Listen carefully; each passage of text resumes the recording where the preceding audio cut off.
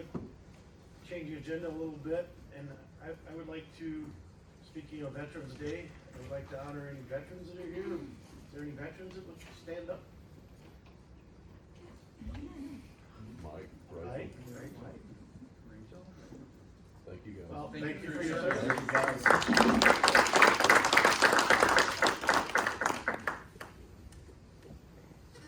Comments or correspondence? Public appearances or hearings? And we have one person signed up, Janice Piper, 701 Rhoda.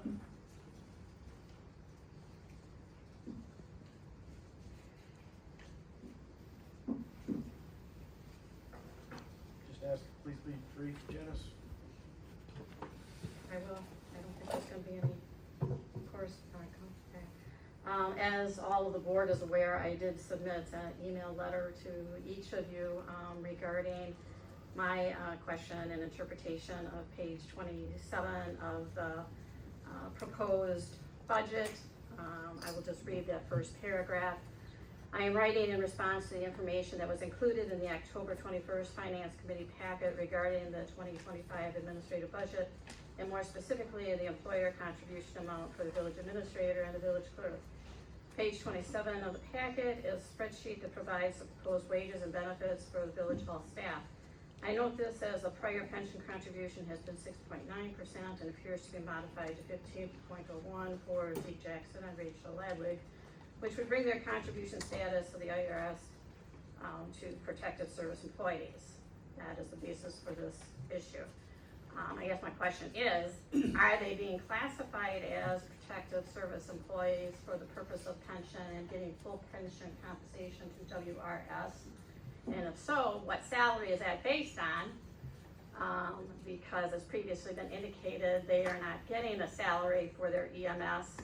So I don't know how they would be able to collect a pension and a protective status. And obviously the 15% status for protective paid, protective service employees is there for a reason for the individuals that commit to those full-time protective service jobs and the contribution for the WRS. So as their salaries are salaried, if that is the basis, and again, I did not get a response from anyone to give a conclusion to that. You know, how are they doing salaried positions, and then on top of that, meeting criteria for the hours required to go under a protective status for WRS pension? And if so, what is the salary that's assigned to that? Because it's been said that they're not getting a salary for their EMS contributions. So that is the clarification that I am trying to obtain. The documentation does give the statutes from WRS as far as the specifics of qualifying. And I was seeking some response towards validating that, what the status is, and I didn't get that. So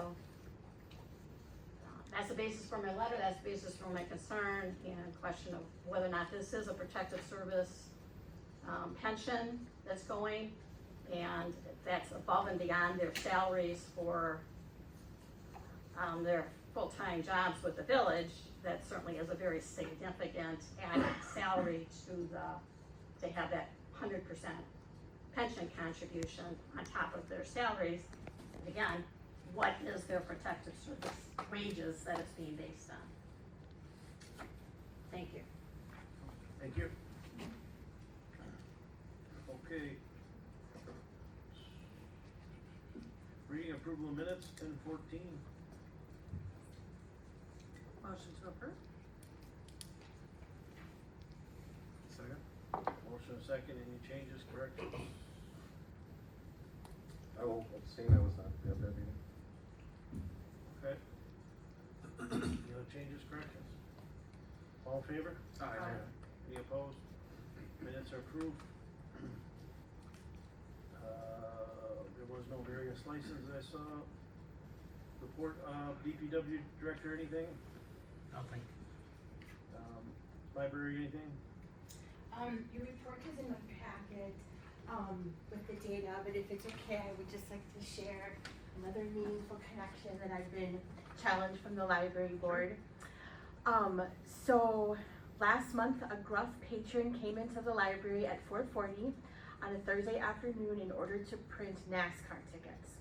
He was extremely upset that NASCAR does not mail tickets to home addresses anymore. And in total, there were 12 tickets needed to be printed for 3 different days. Actually, I think they already happened. And he needed to download an app on his phone to print the tickets. The patron was not technologically savvy, so staff sat with him and walked him through connecting to the library's Wi-Fi, downloading the NASCAR Tread app, and printing all 12 tickets. Everything worked out, and the patron was on his way by 5:30 p.m., and the library closes at 5 o'clock p.m. A few days later, the patron came in to print a couple more NASCAR tickets. Although he did not check out any items from the library, I believe the act of helping the patron achieve his goal of having a paper copy of his NASCAR tickets was realized, which is why I'm sharing this meaningful connection with you this evening. Awesome. Okay, thank you. Thank you. Any other questions for others? No. Okay. Fire Chief Rosie, you have anything? Nothing, thank you. Police Lieutenant said he wasn't gonna be here. Administrator, No, sir. okay, moving on. No committee, commission, board appointments. Explore Waterford. Brad's not here. Board of Health, anything? Just a reminder for fire safety, with the cooking of turkeys, check your carbon monoxide detectors and smoke alarms. Also a reminder on, it's that time of year where you should be checked for your immunizations. That's it. Cook them outside, I heard.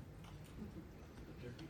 Cheers. Yeah, I got away from the house. I think we're inside. Okay, sewage district, anything?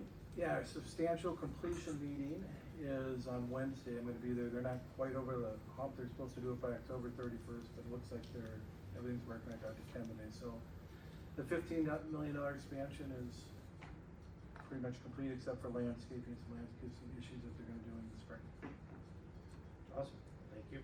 Library board, anything, Tammy? We're meeting tomorrow. We're gonna be, going through the trustee essentials and planning for the library's future. Great, WWND, I see Carl's here.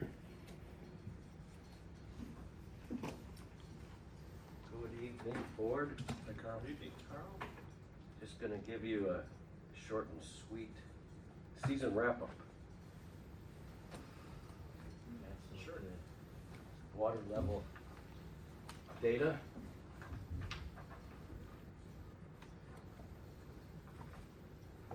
Noting that we've had a lot of precipitation this year.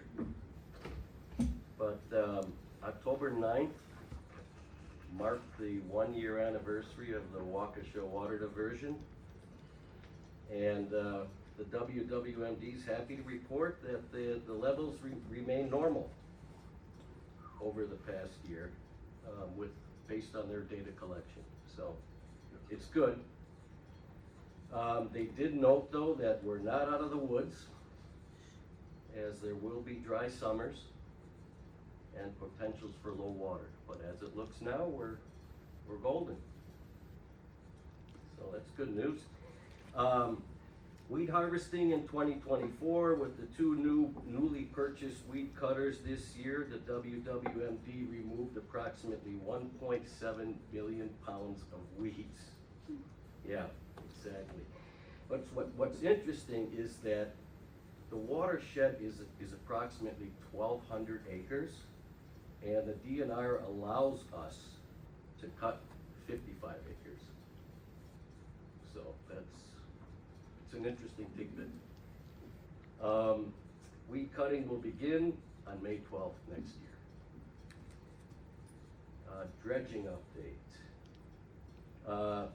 The engineering pre-screening is completed, and it's been determined that the gravel pit is not suitable for permanent removal the silt.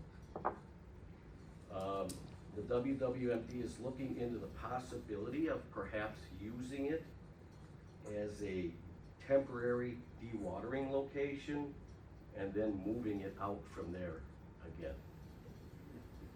So as of now, it's not a permanent location. The WWMD's intent is to have a dredging proposal ready for riparian owners' vote in 2025 and to hopefully begin dredging in 2025. Fish stocking and cribs, this is something new for the WWMD. This year they stocked 2,000 walleye, 6 to 8 inches long, 1,000 smallmouth bass, and 1,000 crappies. That's something new. They're also looking this year to build 10 fish cribs in the February through March time period to be located in Tishigan Lake in greater than 10 feet of water, and the permits are applied for. Something new as well. The second pier at the library launch is moving forward. And with, of course, the village in conjunction, there's a new RFP that's going to be issued, hopefully with a longer time period to actually get it built. And finally, WWMD board member update. Greg Horath was reelected as the chairman at the September annual meeting, and Luke Francois was reelected as the treasurer. So, that's a quick wrap up for this year. What about the fees, does it stay the same? Sorry? Just for the record, the fees, riparian owners, Yes, fees are the same. Correct, fees are the same. I listened to the meeting. Right. Any questions for Carl? Hey, guys. Well, thank you, Carl. Thank you.